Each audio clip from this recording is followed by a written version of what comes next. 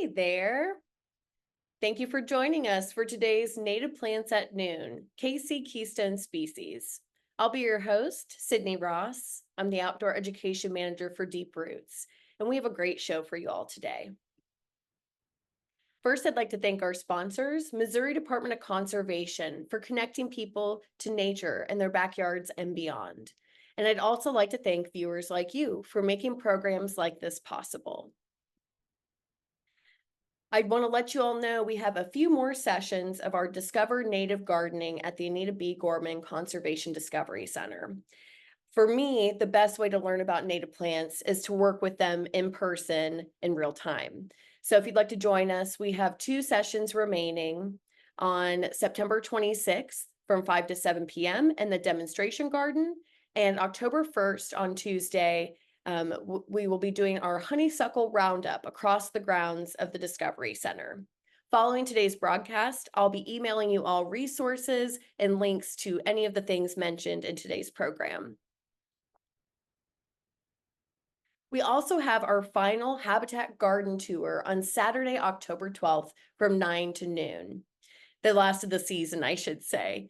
I'm super excited about this event. I had the pleasure of visiting one of the gardens yesterday, and the gardens that'll be featured, you may have visited earlier on in the season. So now you can return and see how things have progressed. So come and get some inspiration and meet other enthusiastic gardeners and nature nerds on Saturday, October 12th. I will send you a link following today's program, so be sure to join us. Also, coming this February, we have our annual Planet Native Landscape Conference, sponsored by Deep Roots. If you sign up now, you can get the early bird pricing, which ends on November 22nd. I know I'm biased, but I love this conference because it's in person, it's 2 days, and you just get jam-packed full of great information from native plant experts and nature enthusiasts from across the country. So be sure to check that out and join us for our annual conference, which will take place at the Anita B. Gorman Conservation Discovery Center and Kaufman Gardens. This webinar will be recorded and all resources will be available online following today's show. Don't forget, drop your comments in the chat. I've noticed we have viewers from all the way from Alabama to St. Joe to Bolivar and Kansas City and Lenexa and beyond.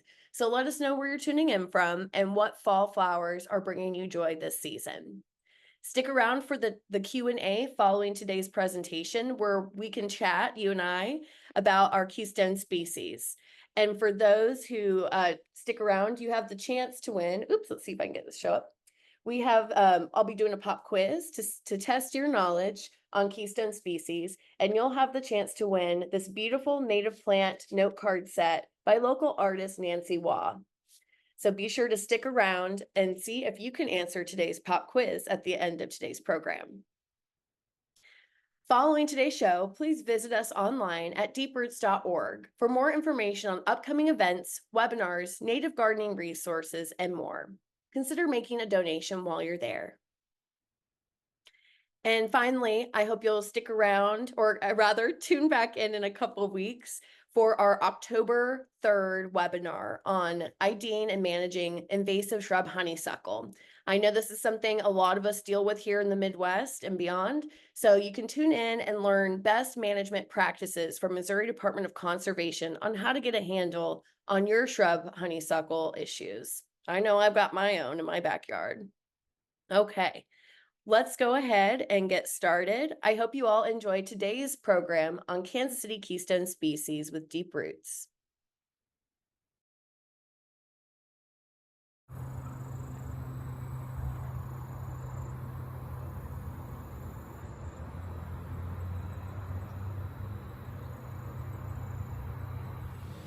Hey there. My name is Cydney Ross, and I'm the Outdoor Education Manager for Deep Roots. Today I'm standing in the gardens of the Discovery Center here in Kansas City. It is September, mid-September, and I'm here to talk to you today about Keystone species. So Keystone species are essentially our MVPs here in the ecosystem, our most valuable players. They support a larger amount of other species. Now, you may be familiar with oak trees being one of our main keystone species here in the Midwest and beyond, but I'm here to talk to you about a few other species that you can easily add to your own landscape here in Kansas City. We have our Deep Roots KC Keystone list that was curated by and with the community in mind, and these plants, just like the Sweet 16 list, are fairly easy to find at native plant nurseries and sales. Generally manage a wide variety of soil and light conditions and are easy to maintain.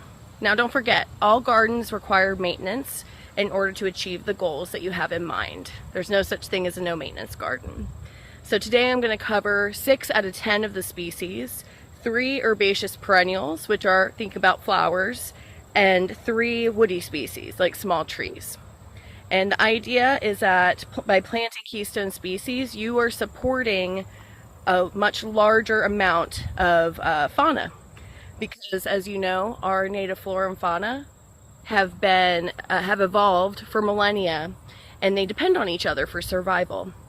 And I'm not just talking about insects, I'm talking about birds, mammals, I'm talking about people too, right? Without a healthy ecosystem and without a healthy community, we all suffer the consequences. So get ready to check out the different native species that you can add to your garden to get more bloom for your buck and supporting our wildlife. Here in the Kansas City area, we fall between 2 ecoregions, the Great Plains and the Eastern Temperate Forest, which means we have lots of options of keystone species to pick from. So if you visit the National Wildlife Federation website, you'll see 2 very extensive lists that cover both. So the reason we created this KC Keystone list is to kind of narrow it down for some tried and true native plants that would work well in your landscape. So though it's not the end all be all, it is a great starting point. In fact, you'll see lots of other species, including Helianthus, Rudbeckias, Coreopsis, Quercus, Acer, and more, that support tons of wildlife. So here we're just giving you a little taste of some keystone species that will help support tons of wildlife in your own landscape. This species right here is called Tickseed Coreopsis, Coreopsis pubescens. It's a later blooming Coreopsis, so you may all be familiar with the cousin lance leaf. This one blooms at the end of summer and beginning of fall. We're often captivated by the blooms of plants. We want beautiful blooms year-round. But when it comes to keystone species, we're not just thinking about the blooms and the pollen and the nectar. We're actually thinking about the leaves and the roots and the whole plant, which lots of insects rely on. I love the wavy-lined emerald moth. It's one of the cutest insects that I've come across. As a caterpillar, it is a camouflage looper, and it actually feeds on the petals of plants, which, you know, you may not have thought of. I know I hadn't until I met this cute little friend, but they will eat the petals and stick some of them to their back to camouflage them from predators. Other insects, like leaf miners, will eat the leaves of our plants, and that's important too. Though they seem small, they support larger animals that feed on them. What I love about Coreopsis in general is they're some of our Midwestern species that once you plant them, you get blooms pretty quickly. So if you're looking for that instant gratification, which often does not come with perennial species, you often have to wait a few years. Coreopsis is a great option because it blooms quickly. And if you allow the seeds to remain on the plant, they will fill out and seed themselves elsewhere and provide food for our birds, like American goldfinches, who love to eat the seeds of our Coreopsis. Okay, so I'm actually showing you all a species I have planted at my own house, which is cliff goldenrod, Solidago drummondii. And this is a fabulous plant, especially for terracing or any area that you can kind of allow it to go over the edge. So we know that goldenrod species support a ton of pollinators come fall because of their nutrient-rich blooms. So they provide lots of pollen and nectar rewards for our insects. But many of our native fauna actually depend on all parts of the plant. So you'll notice leaf miners eating the leaves. You'll see well, you may not see this, but there are beetles who also eat the roots of this plant. So they're supporting life from the very beginning, and it's not just about the blooms, though the blooms are pretty spectacular. So this one is just about starting to bloom. You can see some of these delicate blooms here. And it will just continue to bloom for about a month. But once it's done blooming, it will end up having a rosette of basal foliage, which is semi-evergreen. So you'll notice that in early spring that this plant is here waiting to emerge come fall. And in fact, I think I see, oh yes, perfect. So here you can see we have some insect eggs.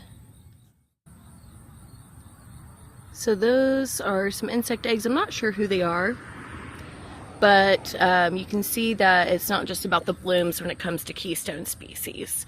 So again, this plant is supporting a ton of different wildlife right here in the garden, from early spring when the foliage emerges to the blooms when they pop up in fall. And we mentioned it supports lots of wildlife, but it's also just very lovely in terms of aesthetics. So cliff goldenrod, as the name implies, is found naturally on cliff edges.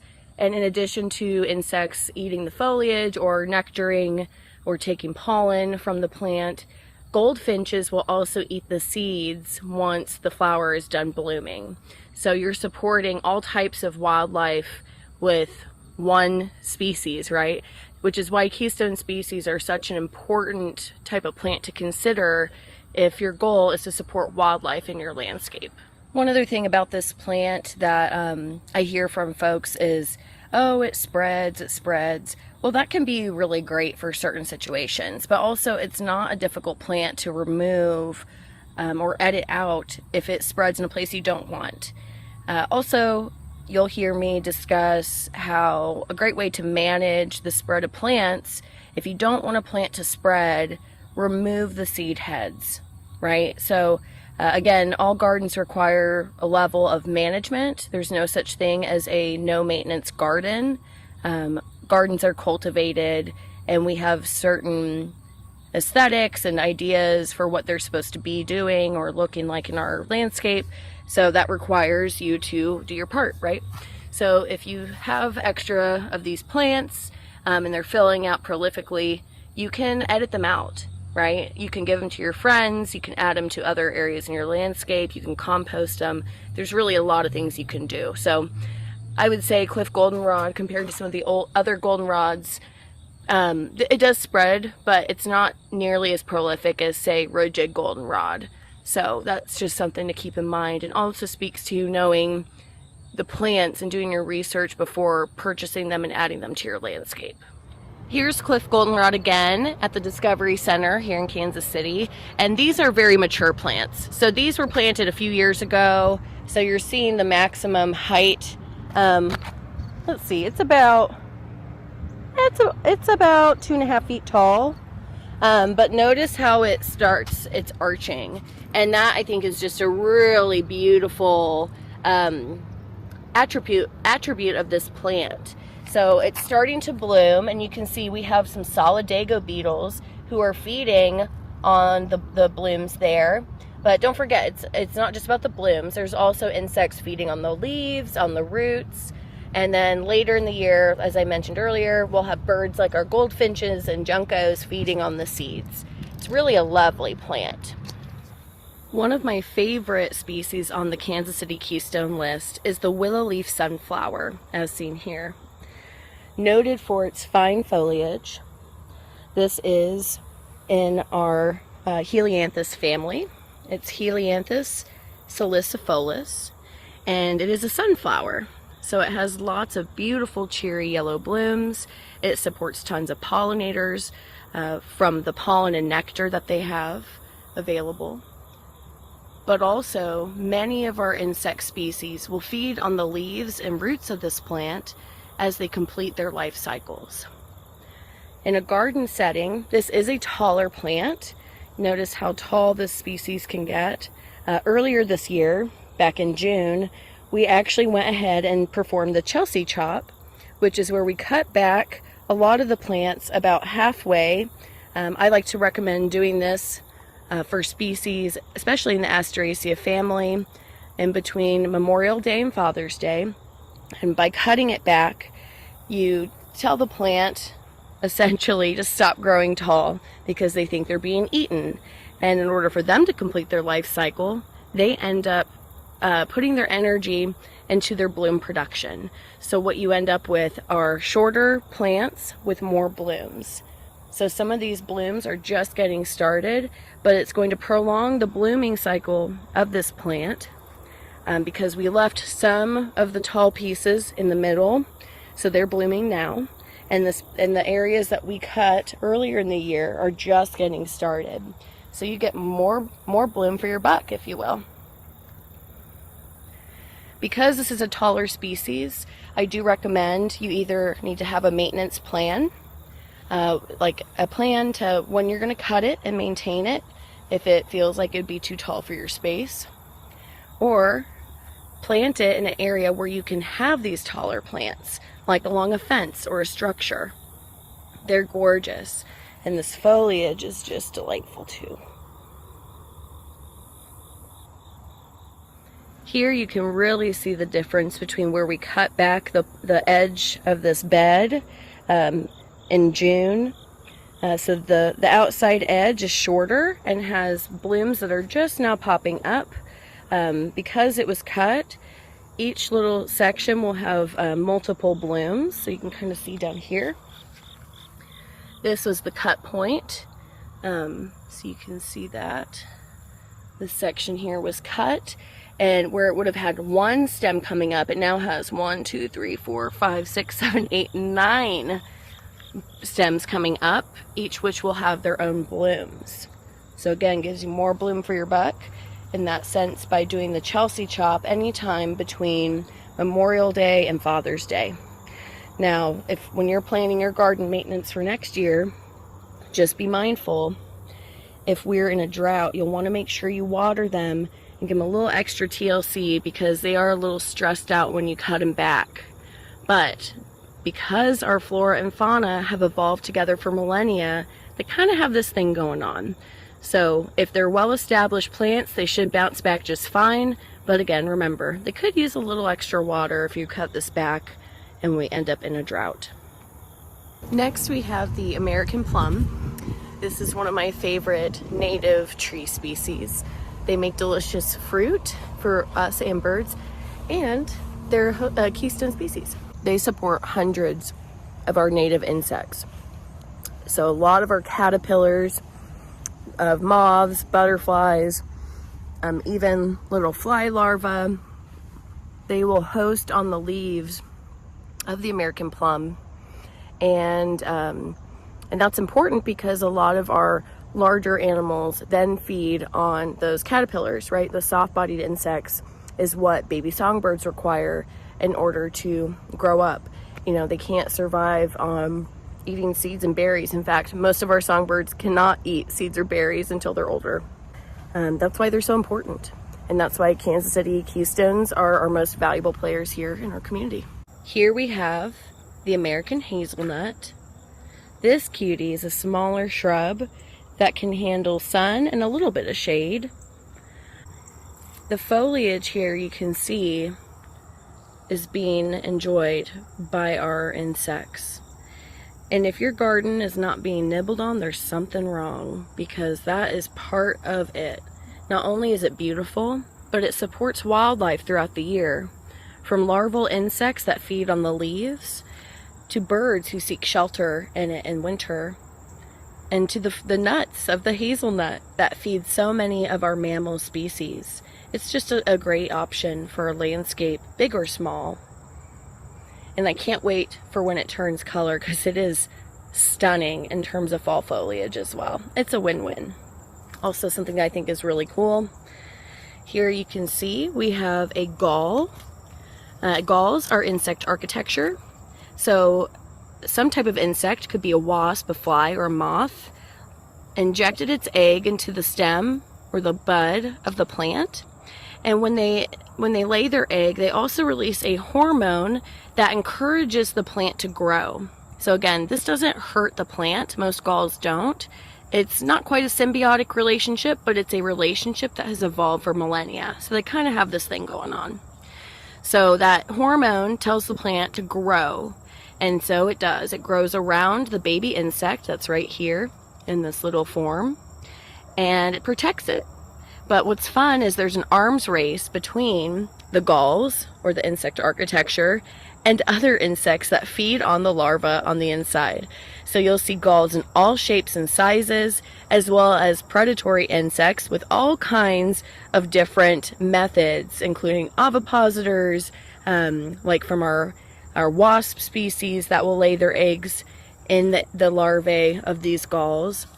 You'll even see birds evolving. Again, this takes a long time. It's not something we see overnight. It takes thousands and thousands of years. But they have been evolving with each other in order to survive. So it's just a very fascinating situation here. Oh, and here we can see someone's really enjoying the foliage on this plant. And it's not hurting the plant. Again, when a plant is well established, it can handle herbivory, not just from insects, but from our other species as well, like rabbits and squirrels and deer. But it does help to have a plant established, because it's often hard on the plant to bounce back if it's newly planted, which is something that a lot of gardeners face when they're adding native plants to their landscape, because we go from having turf grass, which is a food desert, to an all-you-can-eat buffet. So if you can keep your plants protected from the big herbivory, at least in that first season, they should be able to handle it moving forward. There's the hazelnut on the tree. Usually the squirrels get to them first. There's the hazelnut. Once it ripens, it is an edible nut to humans and of course wildlife. Here at the Discovery Center, we rarely get a chance to enjoy these because they're usually gone before they are even ripe, because the squirrels love them. And you can see here we have the male flowers beginning to form. They actually, this plant doesn't bloom until winter time. So this year it bloomed in February. And it has some really cute, tiny, hot pink inflorescence. Here you can see the hazelnut's tendency to form as a thicket. So a thicket meaning it has several smaller trunks that come up. Now you can trim it to be whatever shape you'd like, but here we have it with multi-stems, and notice how the foliage is starting to shift into its fall colors. It's really going to put on a show here in the next few weeks with some nice peaches and oranges and yellows. It's really a lovely tree, or shrub rather. Oh, and here we go. This was a hazelnut, but it looks like a squirrel may have already gotten to it. Oh, actually, here we go. Wow, I can't believe I found these. Here are the hazelnuts from the American hazelnut tree. So they are edible for people and wildlife, but usually you can't find them because the squirrels get to them first. So looks like it's my lucky day. Here we have our service berry.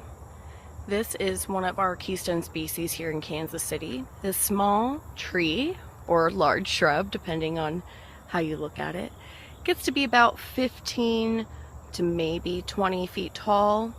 It loves sun, and as you can see, it's already starting to turn its beautiful fall foliage.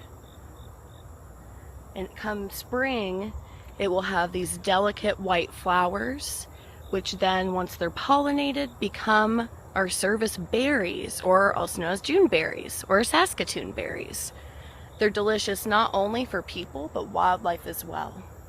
So I think this is just a stunning plant that can support a ton of species. So many of our Lepidoptera species will eat the foliage, as you can see here.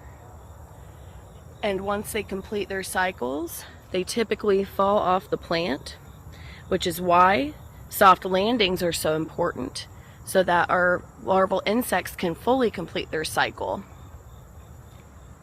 This is a stunning tree. It is typically thicket forming.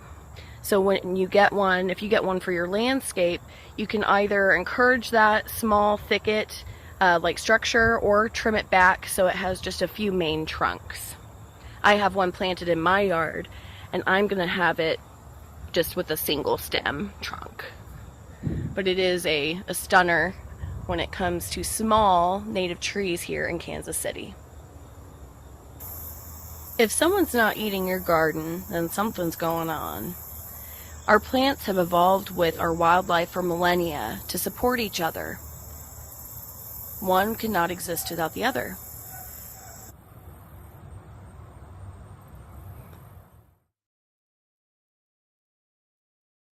All right.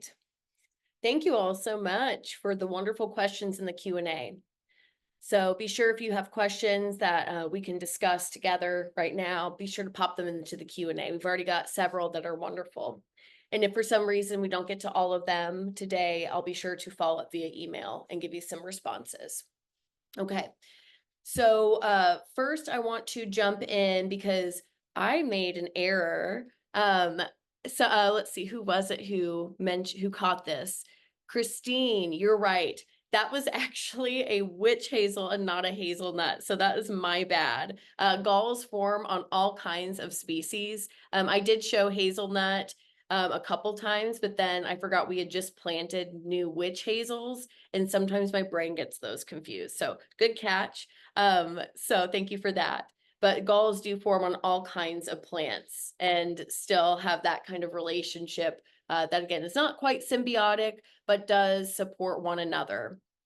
Okay, so jumping in, Carolyn is asking if Coreopsis and Solidago require full sun.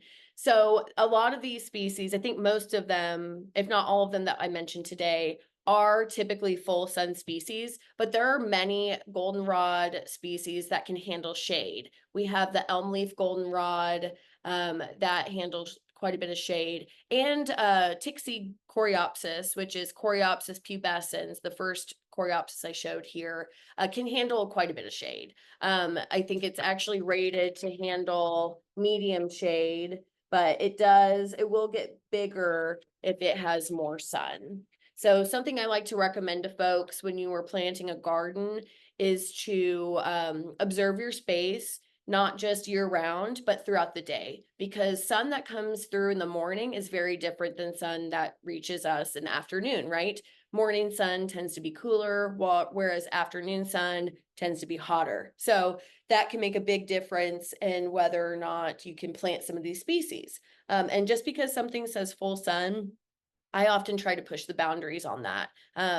So sometimes with better success than others, but you can kind of experiment in your space and see what works best, or visit gardens like the ones at the Anita B. Gorman Conservation Discovery Center in Kansas City and see where these plants are thriving.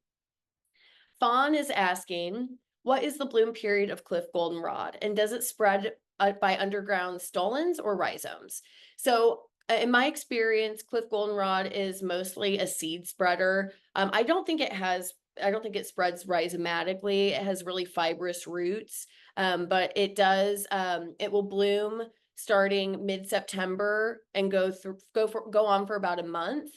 But earlier in the year, you'll see the basal foliage will be sticking around, or it'll emerge in spring as a little rosette. So you'll see the basal foliage earlier in the year, which again, as we discussed, still supports tons of wildlife. So it's one of my favorite plants. And again, as I mentioned, if it spreads, you can edit it out, move it to other areas of your garden, or if you're deadheading the seeds, someone mentioned donating them to your local seed saver or your local groups who like to share seed. I think that's a really awesome opportunity. So Fawn is also asking if we're getting the supporting animal pollinator host plant species number from Doug Tallamy's research team in his books. We are. So following today's program, I'll be sending you all links. We reference the National Wildlife Federation list, which took that data from Doug Tallamy's research team. So big thanks to Doug Tallamy and his crew. If you're not familiar with Doug and his work, I recommend you check out the Homegrown National Park website and read all of his books. They're wonderful. Again, I'll include that in the resources following today's show. Okay, so Wei Wu is asking if we can do cut back blue star or Amsonia species, and if we can, when. So again, cutting back plants can encourage them to be shorter and have more blooms. And in the case of Amsonia illustris, which is the shining blue star, it's one that is very prolific and robust and such a beautiful plant, especially with its pale blue blooms in spring, followed by its yellow foliage in fall. It's really a stunner, but in certain situations, it may not be ideal because of how robust and prolific it can be. So I would recommend you try cutting it back anywhere in between Memorial Day and Father's Day. So that's around end of May through mid-June. Now, again, you can play with this timing, but typically we're cutting plants back that will bloom or be around in summer, late summer and fall.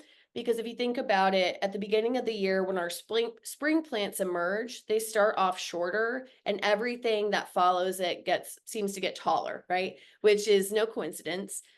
Typically, the plants that come after our spring plants have to get a little taller in order to get more sunlight. So that's why a lot of our Helianthus and silphiums and things like that are pretty tall.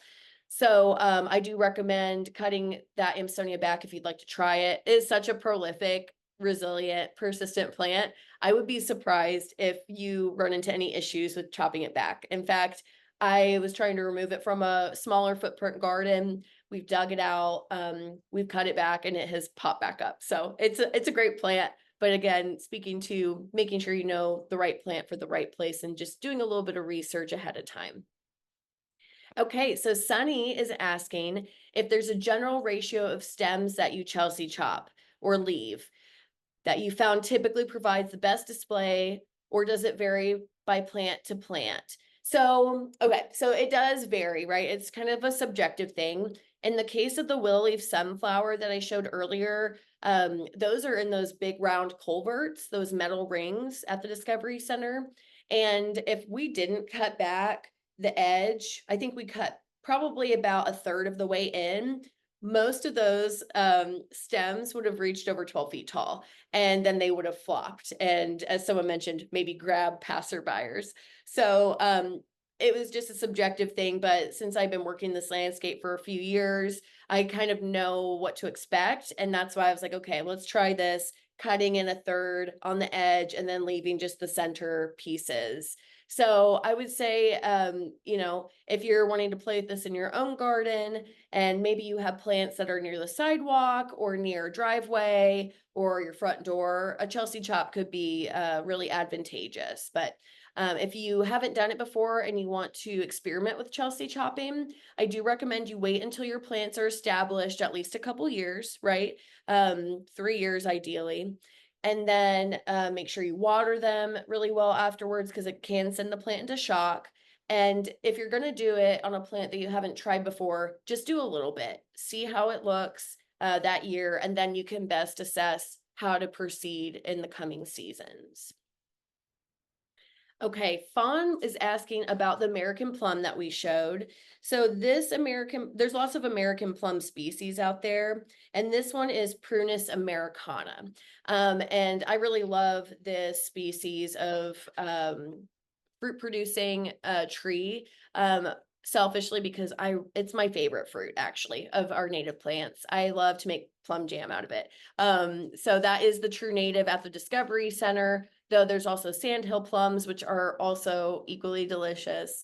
So my recommendation for you all, if you're in Kansas City, you want to look for those Kansas City Keystones. But if you live outside of the region or the state even, find the plants, the keystone species that are native to your area or ecoregion, because again, you're going to be supporting the best, or you're going to be supporting more wildlife by choosing these best options that are native to your area. And yes, Susan asked about cutting back willow-leaf sunflower. Again, Chelsea chop is typically performed on later blooming species, somewhere in between end of May to mid-June, pretty much before it gets like temperatures in the 90s. So you might be able to push that forward or back depending on the plant and depending on the time of year and the weather conditions. So Denise is asking how we get so many branches on the hazelnut. Well, hazelnuts are thicket forming by their nature. So you saw one with the exception of that witch hazel. When I showed the unripened nuts on the hazelnut, that one was a much more mature tree and had just a handful of larger trunks coming off of it. That one has been established for several years, like maybe close to 10 years. So that was pruned by hand to have that branching appearance. And then fast forward to when I actually found the hazelnuts on the ground, that one was cut in kind of a funny way because we're having some construction at the Discovery Center right now, but it kind of looks like it has a skirt around it. So kind of a silly little haircut that we did, but hazelnuts are thicket forming naturally, so they should offer you lots of stems that come up and sucker. And then again, you can kind of cut them to how you like to view or however you want them to be. So I like to embrace that thicket forming nature of them because it really gives them a nice structure. But it's kind of subjective. Carolyn is asking about keystone species recommended for mainly shady areas. So again, there are a lot of the keystone species that we're seeing are mostly full sun. One species I didn't mention in today's webinar is our aster species, our Symphotrichums. There are tons of asters, and just like goldenrods, they bloom later in the year. They offer really great support for our pollinators in terms of nectar and pollen, but they also support wildlife year-round with the foliage, with the roots and everything.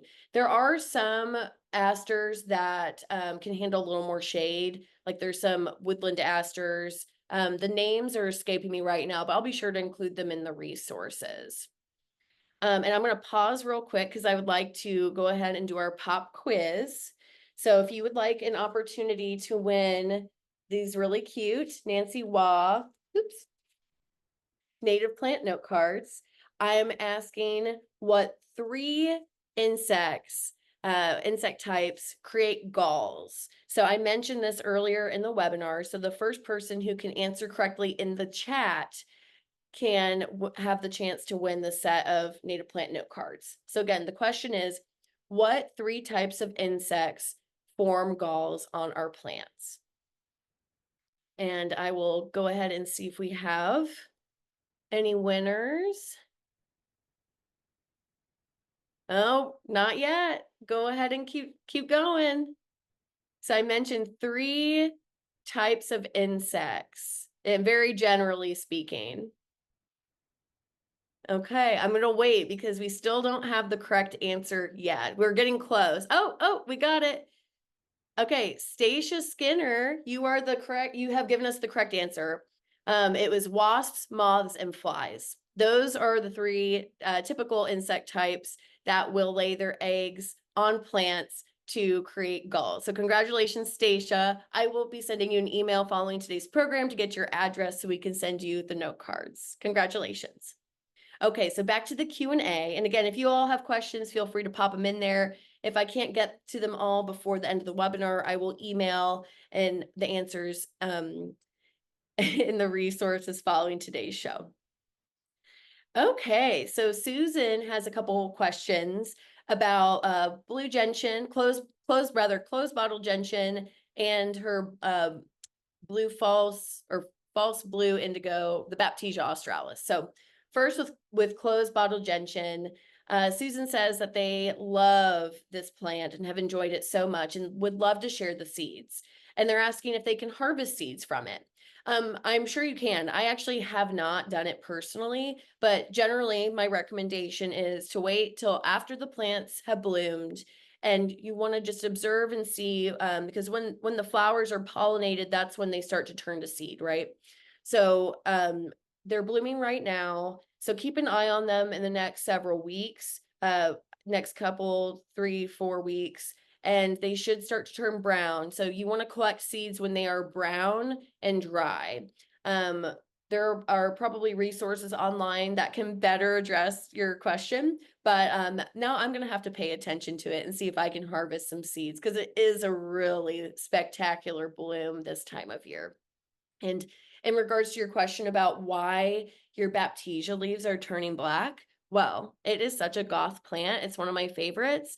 If you all aren't familiar with Baptisia australis, I call this the gateway plant to the native plant world because the foliage in the spring is lovely. It has these like vivid blue flowers around May that just like make my eyes vibrate because the color is so amazing. But then because it's one of Missouri's tumbleweeds, the foliage will actually start to die back and turn this gorgeous charcoal silvery color, and not to mention those really architectural seed pods. So don't worry, this is totally natural. Because it's one of Missouri's tumbleweeds, it will try to break off at the base and tumble away, partly because those seeds require scarification and being scratched up in order to better germinate. But if it's supported by other plants, then the foliage will remain, and I think it's quite lovely come winter time. Okay, so Denise is asking when the best time of year to prune hazelnut and serviceberry. So I don't have as much experience with pruning shrubs and trees, though I hope to change that soon. But my friend Taylor, who is the urban forester for Missouri Department of Conservation, mentioned that typically pruning occurs for shrubs and trees during the dormant season.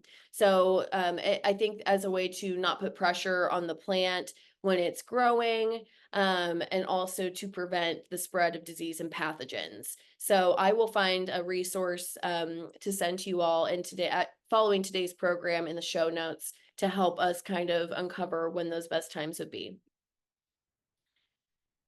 Okay. Fawn has another really interesting question. Juneberry fruits have little seeds that when crunched taste like almonds. Do you know what the flavor is that makes this so? It makes Juneberries extra specially yummy. I totally agree with you, Fawn. So I know, I'm not sure if this is the case for Juneberries, but I know for things like cherries and other fruits, they have a chemical in the seed that is related to cyanide, which has that almond flavor. Now, don't fret, you'd probably have to eat a lot of the seeds in order to get sick, but I have a suspicion that that might be why they have that kind of almond flavor, because I too have noticed that. And I think that also is why it makes it especially yummy. So that's a really, really cool question. Okay, so here we go. I'm going to look and see if we have any other questions that we will answer today. I think that is about it for now. Okay, you know what? I'm going to answer one more question. And then the other ones I will get back to you via the resources. But Christine is asking, if you want a serviceberry to be single stem, you have to cut off, oh, I guess it's not a question, it's a statement. And I agree with this, Christine. If you want a serviceberry to be single stem, you have to cut off the basal sprouts several times a year. Yes, that is true. So I have one planted in my front yard, and it has like a main stem that's more mature, but it has a few other smaller sprouts coming up. I have been waiting until the dormant season to cut those back because again, I don't want to spread pathogens or stress out the tree, especially since I just planted it in May. So I'm going to be doing that early winter once the plant has lost its leaves and has gone dormant.